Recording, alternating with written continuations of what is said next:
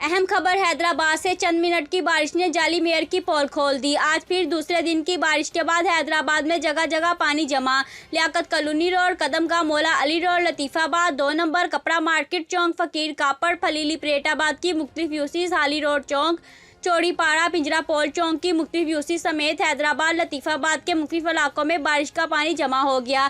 हर बार की तरह इस बार भी जाली मेयर हैदराबाद मुकम्मल गायब। हालत आपके सामने है। अगर मेयर हैदराबाद कहीं नजर आए तो इन इलाकों में लाजमी भेजें और फोटो सेशन के साथ हो सकता है कि नाले भी सफाई करने के अहकाम जारी हो सके। इलाका मकीन। हमायती न्यूज़ से फ़हीम अहमद राय की रिपोर्ट। मज़ीद खबरों के लिए देखते रहें हमायती न्यूज़ HD।